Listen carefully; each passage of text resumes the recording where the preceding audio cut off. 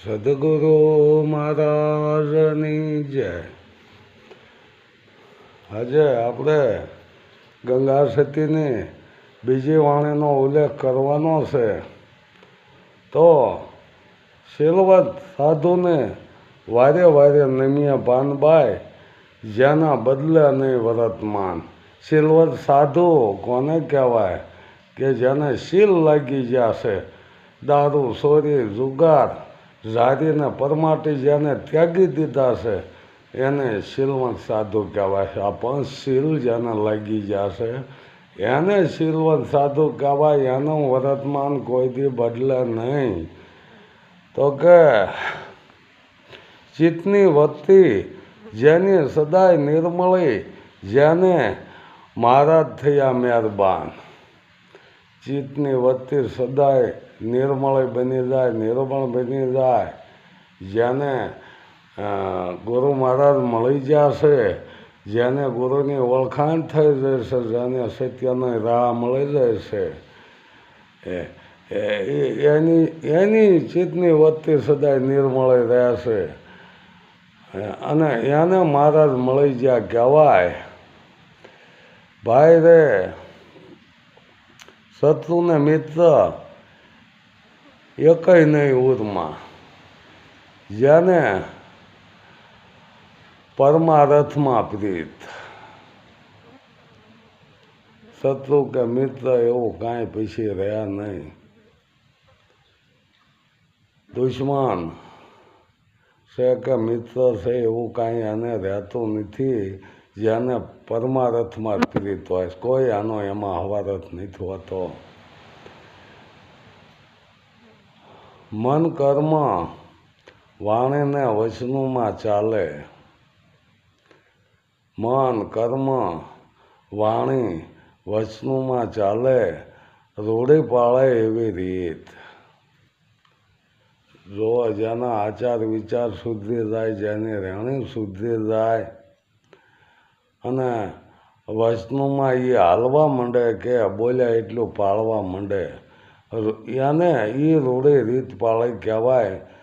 ભાઈ રે, આઠેય પર મસ્ત મસ્ત થઈને રહેવે. આઠેય પર જે મસ્તીમાં રહે કે મોજમાં રહે ને ખોજમાં રહે. નવા નવા અનુભવ જે કર્યા રાખે. આ જે અનુભવ છે ને સંતોના, એ જ એનું ભજન છે. આ વાણી ગંગા સતીની કહેવાય, આપણે નથી કહેવાતી. ભલે કલાકારો બોલી નાખે તો એ વાણી તો ગંગા સતીની રહેવાની. કારણ કે એનું ભજન છે, એનો અનુભવ છે. આઠે પર મસ્ત થઈ રહેવે, જેને જાગી જો તુરિયા તાર. તુરિયા તાર જેને જાગી જો. જાગ્રત, સપના, સુષુપ્તિને તુરિયા.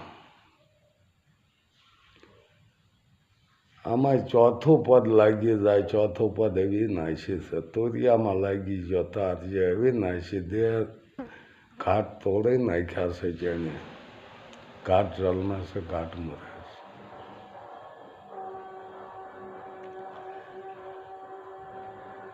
નામ ને રૂપ જેણે મિથ્યા કરી જાણ્યું, સદાય ભજનનો આધાર. તો રોજ અનુભવ જ કર્યા રાખે. કાયમ જેને અનુભવ જ ચાલુ રહે એ એનું ભજન થઈ જાય. એ નામરૂપ ગુણને મિથ્યા કરી દેશ. નામરૂપ ગુણ તો આ ઘાટને લાગ્યા છે. ચોથું પદ જે અવિનાશી છે, અહીંયા નામરૂપ ગુણ ઉડી જાય છે. ભાઈ રે, સંગત્યું તમે જ્યારે એવાની કરશો ત્યારે ઉતરશો ભવ પાર.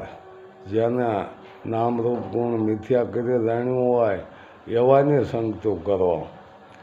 જે નામરૂપ ગુણમાં રાસે છે એ ભવપાર ન ઉતારે. પોતે નથી ઉતરાય, ક્યાંથી ઉતારશે? ભાઈ રે,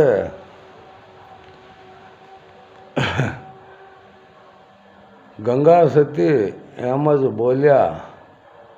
જેને વચનોની સાથે છે વ્યવહાર, જેને વચનની હારે વ્યવહાર થઈ ગયો છે, શબ્દની હારે વ્યવહાર થઈ ગયો છે,